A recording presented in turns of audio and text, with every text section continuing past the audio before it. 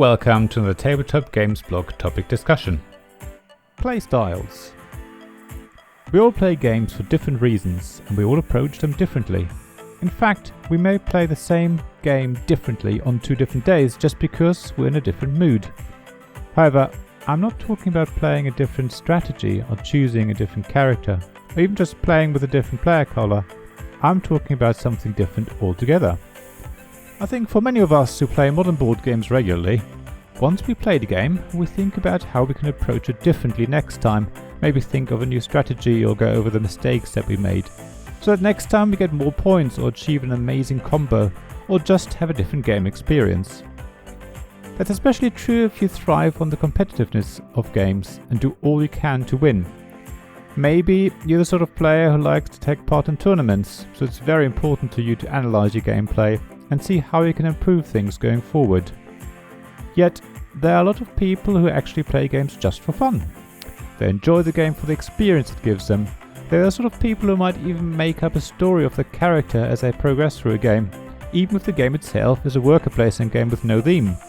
For those players, a single turn can create moments of surprise or excitement, or disappointment.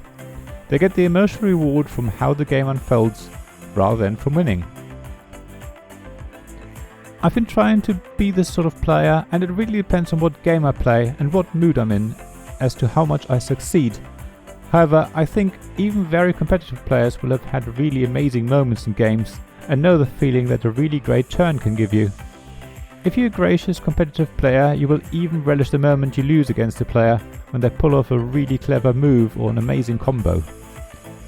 Having a game with a great theme can also help you be the sort of player who just enjoys playing the game for the game's sake, or rather, the theme's sake.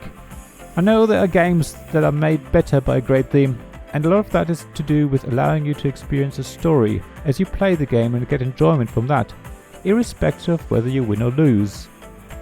I also know people who play a game for beauty. It sounds odd, but if you've ever played Carcassonne, then you've probably either done it yourself or seen other players place a tile to fill in the gap, even if that doesn't give them any points or puts them at a disadvantage. I've also seen it in On the Underground London-Berlin, where some people just want to create a beautiful underground line and are much less worried about gaining points. It's all about aesthetics. Another set of people play to learn. That's mostly about playing the same game repeatedly and usually against different people, in order to get better at it and refining your strategy. That's the same sort of players who just enjoy playing competitively. However, it can be more subtle than this, and for some people it really is just about improving their own game, beating their own high score rather than winning. It's about developing new strategies and seeing how far a game can be pushed, and how much more different gameplay emerges from playing it more often. It's a sort of exploration of the game itself. Finally, there are people who just play games to test them. I mean, literally playtesters. The approach to playtesting is often quite different to a normal playthrough of a game. Playtesters need to think about what works and why. These people are often designers themselves who can think about different approaches to implementing a mechanism.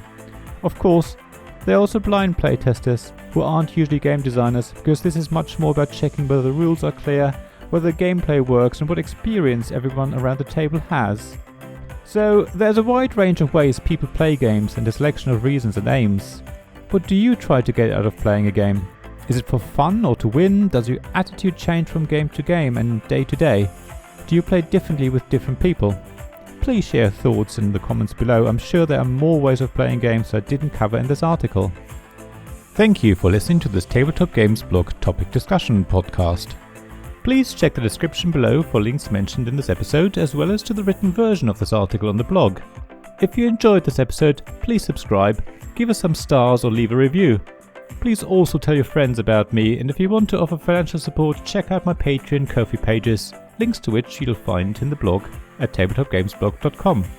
So thank you again for listening, and I hope to see you again soon. This podcast is made possible by the generous help from my Patreon supporters: Royal Patron Sean Newman, the UK half of Gamelot; Castleguard David Miller of Subquark Publishing; Dice Masters James Naylor, publisher of Magnate First City, and Paul Grogan of Gaming Rules; and Shining Light Robin Kay of Rune Sky Games, Sarah Reed of Resourceful Games, Tim Vernig, and Richard Simpson of We're Not Wizards.